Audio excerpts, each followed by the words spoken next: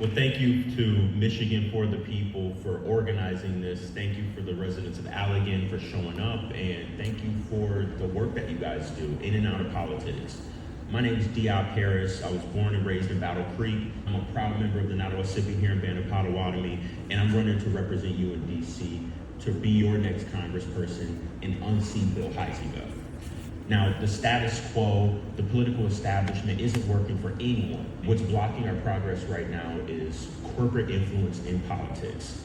It's hurting our ability to get equal and decent access to health care because we have bought off politicians who listen to the insurance companies and not the folks who are uninsured. We have people that are approving rate hikes on us, tax breaks for data centers, fighting for consumers' energy, and leaving consumers out to dry. I'm running for Congress, not accepting any corporate PAC money to ensure that we can bring the good change to our communities that we actually need. I got into this race because I come from Battle Creek. It was the center of the universe for a kid that came from the 90s. We had folks from all across the state, all across the nation even, coming into Battle Creek and experience our little amusement park we built to dedicate to cereal. And I saw my hometown evaporate as a result of the Great Recession. We saw businesses and schools shutter, families downsize, folks having to sell cars, and our town dried up. But in that moment of darkness, I still felt an immense amount of hope because my freshman year was 2008, and I got to see somebody that looked like me become president of the United States. And when I saw Barack Obama become president, I was filled with an immense amount of hope. But I knew that feeling wasn't just for me. So I worked right away. I began my career as a community organizer, working for the Battle Creek Community Foundation. I pursued a public policy degree at Michigan State so I could learn how to leverage federal resources for communities that actually needed them. And then I worked on Capitol Hill to understand how the system actually works. I worked on Capitol Hill for Senator Sherrod Brown, and I want to bring that level of public service to Congressional District 4, because I know we're not getting it. We have Bill Huizenga, who started off this term by closing his doors, turning off his phone, stopped taking meetings with us all.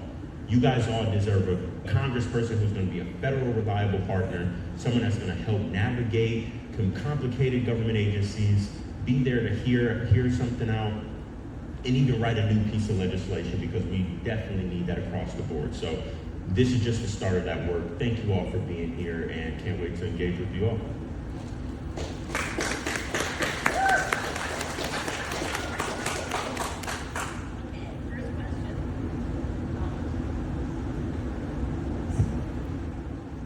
There it goes.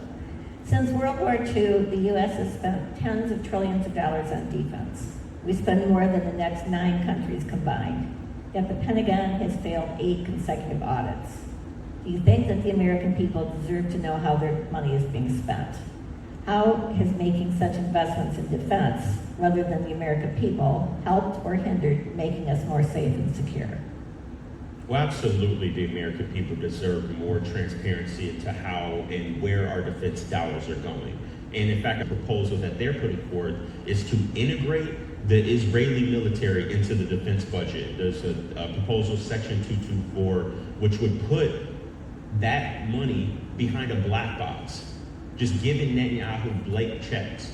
And so when you elect me as your next member of Congress, I'm going to fight that tooth and nail to ensure that that money is not being spent overseas for U.S. to be complicit in the genocide. No, I'm going to ensure that that money is being spent investing in our babies and not bombs. We know that with this fake ceasefire with Iran, conflicts, hostilities have just arisen again. We're now in a conflict with Iran again. And we know that one Tomahawk missile could cost anywhere between $2 to $4 million. Now, my elementary school, Verona Elementary in Battle Creek, just shuttered this year. We could keep that school open for another 5 years if we decide to drop one less bomb. Think of all the seniors that could still have access could actually have access to Medicare, the veterans that actually could access their VA hospital, the things that we could pay for in our communities if we just decided to engage in less warfare. So when I'm your next member of Congress on Capitol Hill, I'm going to fight to ensure that we're investing more in diplomacy, because global security doesn't come with more war fighting. Global security means full fridges. It means safe communities. No different than what we need right here. So let's ensure that we're bonding together diplomatically, that we're sharing resources, that we're fighting diseases worldwide, because we know that they'll affect our own shores. So I'm going to be somebody that decides to work with people rather than to fight with folks. If you're elected, you'll most likely be in a divided house, striking compromises with opposing ideas. Where will you stand firm and where will you give ground? What kind of trade-offs are you willing to make as a representative? Well, I'm going to stand firm for the people, but I know that we need creative solution making in order to get there. So I used to work in DC for Americans for Financial Reform, and during that time, we were leading champions for a bill that would put rate caps on payday loans, terrible financial products that target the most vulnerable of our communities. And we needed a bipartisan sponsor. So we progressive-minded Democrats, we worked with Chairwoman Maxine Waters, and we found a Republican co-sponsor. His name was Glenn Grothman of Wisconsin. Somebody who we disagree with on a lot of different issues, but where we found kinship is that we wanted to fight usurious interest rates. We wanted to fight usurious loans, just the same way that Jesus Christ did when he was on this earth. He fought against exuberant interest rates that bankers at the time levied on working class families. So we found Democrats and Republicans willing to walk in the footsteps of Christ and put interest rate caps on payday loans. Now, we introduced that bill that had bipartisan consensus, but we had corporate Democrats that wouldn't vote for it. So again, we had to be creative. We took our talking points, we handed them to the San Diego bishops that he does listen to, and then all of a sudden they were a co-sponsor on our bill. I worked on Capitol Hill for Senator Sherrod Brown, and at the time we introduced a piece of legislation that would protect a vulnerable immigrant community in our state. We were looking all about for a Republican co-sponsor, and we found one. He would listen to us, but he wouldn't close the deal. And we're working with the staffers, we're talking to the member himself, we couldn't get him to lock in. So we found an intern who was Mauritanian, who would have been a beneficiary of this bill. The intern then gave our talking points to his boss, and what do you know, we had a Republican co-sponsor on our bill, and we were able to introduce a bill in a bicameral, bipartisan fashion. Now, that doesn't happen unless you have a member of Congress, unless you have staff that actually care enough to do something about it. And that's what I'm going to do. I've employed these strategies on Capitol Hill. I'm very comfortable being uncomfortable, and I know that we have to find strange bedfellows in order to get things done for the American public. I'm willing to eschew party politics to ensure that the people's voice is heard on Capitol Hill and in our policy. And so I've done it before, I'm going to do it again once you bring me back to the Hill. Trump has announced a national AI legislative framework for data center development that emphasizes deregulation and federal preemption. Newly proposed private data centers are massive in scale, bringing unimaginable impacts on land cover, water resource consumption, and electrical utility demand. About 2/3 of new facilities are located in rural communities, which may be under-resourced. Yet the managing and planning for such impacts are historically responsibilities of local and state governments. What is your position on private data center development and the proper mix of federal, state, and local oversight? Is there a federal assistance role to help ensure state and local governments perform adequate oversight and include provisions such as green energy mandates, utility tariff guarantees, asset abandonment contingencies, or resource cleanup? So I want to tackle the first part of that question, which addresses our president, Donald Trump. So first off, I'm a courage candidate. I'm endorsed by citizens impeachment, a growing class of incoming lawmakers who are going to support articles of impeachment on Donald Trump on day one. He has committed impeachable offenses already. He needs to be gone. I'd like to extend that pedagogy to Supreme Court justices and folks who commit wrongdoing against our people. And Donald Trump himself is set to benefit off of these data center deals. He's working with the tech oligarchs to put money in his own wallets rather than to benefit the American people. And Donald Trump aside, we see that as what our politicians do, our land being sold off. And we see that in the Michigan State Legislature. With our own Energy Committee Chairman, Sean McCann, my primary opponent, the tax breaks for the data centers went through his committee and he supported them. So we have bought off politicians who are ripping us off or allowing us to be ripped off. Now, me as your next congressperson, I'm going to support a moratorium on the development on data centers. Senator Sanders, Representative Ocasio-Cortez already have legislation on this. I've supported day one. Now, here in our local communities, we've seen fights all over the place. In Kalamazoo County and here in Allegan County in Door Township, where there's a data center development or a proposed site. And in Gun Plain Township, where there's a BESS facility proposed where residents believe this could be transferred into a data center. We have to fight these things left and right. And we've seen local communities step up and pass moratoriums of their own, like Texas Township and Kalamazoo County. But what I believe that we need with consumers and ratepayers and residents of our great district, we need a seat at the table before land is transferred, before any votes are made, and us, we the people, be able to determine what these projects look like in our own community. So I'm grateful for the fact that Kalamazoo residents are able to fight back against the Harbor Farm site there. But given that we're going to be putting a moratorium on data centers, I also be supportive of a host of protections that can help us combat the incoming threats of AI that poses to our society, including consumer protections that would protect our data and our privacy from the oligarchy, that would protect our environment, our water, our air, our land for the next 7 generations. And I'll also be supportive of labor protections that would ensure that humans have a place at the work site, ensure that we have a human behind the wheel of a semi-truck, ensure that we have 2-man crews on locomotives, and ensure that we have somebody to greet you at a register when you're at our grocery store. So I'm going to be supportive of a whole bunch of different measures that allow us to catch up and meet the moment. Next question. Federal judges have ruled hundreds of people have been unlawfully detained at Baldwin, Michigan's North Lake Detention Facility. Around the country, community members, including citizens who have committed no crimes, are being taken off the streets and away from their families. Many are being placed in overcrowded warehouses without decent food and water, basic hygiene products, medical care, contact with their families, and legal representation, and without oversight by Congress.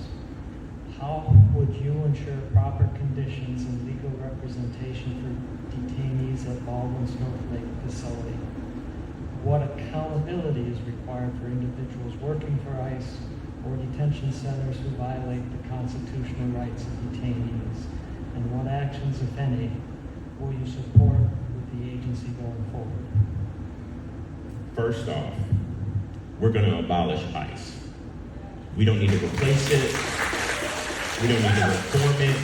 We need to gut it, remove it. It's something we didn't have before, we don't need moving forward. I'd also be supportive of moving immigration enforcement, the rest of what we have, into the Department of Justice. If someone is to have immigration proceedings, they deserve law and order and due process just as anyone else. And so allowing those proceedings to go through the Department of Justice would allow just that, for folks to have their day in court. Now, for folks to be held accountable, I think that Congress needs to recognize that it is a co-independent branch of government. It needs to seize its power back and use its investigative duties. And so I'd bring up the chief of ICE. I'd bring up the Department of Homeland Security secretary. The officers who have been alleged to have committed murder, the folks who have been alleged to withheld medical supplies from folks who have died in facilities, not just at Baldwin, but in Calhoun County, in my hometown of Battle Creek. So we're going to bring them all in, and we're going to have them explain themselves to the American people on what they did. And that would allow us power to punish those folks. We've had people die in facilities. No one death should be excusable, that none of them should happen and be put in front of juries and held to account because of this, and none of this has happened. So Congress needs to seize its power back, investigate what has happened, and then determine what those levers to address family harm and intergenerational trauma. It starts by abolishing ICE, and then we've got to take our power back.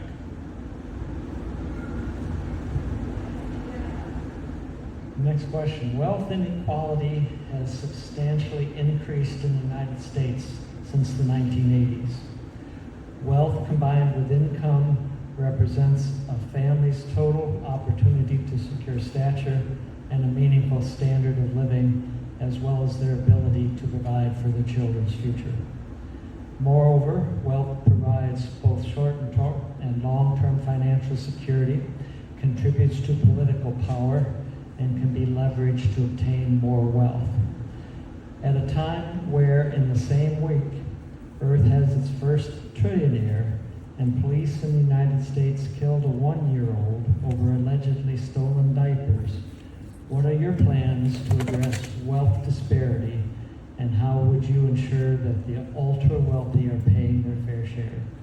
We're going to tax the billionaires and we're going to tax the trillionaire. That's how we're going to ensure that our communities aren't just surviving, but thrive. And similar to the diaper alleged stealing situation, what really breaks my heart was a story coming out of Detroit last year. There was a woman with her kids in her car, didn't have a place to go, so they decided that they would stay one night in the parking structure of the MGM casino. And they either suffocated due to carbon monoxide inhalation or froze to death, one of the two. Terrible situation. But what the city of Detroit decided to do after that fact, they decided to charge the mother with manslaughter. That's how our society treats our people. I think everybody involved with that decision to think they were going to send that mom to jail, I think all those folks should be sent to jail.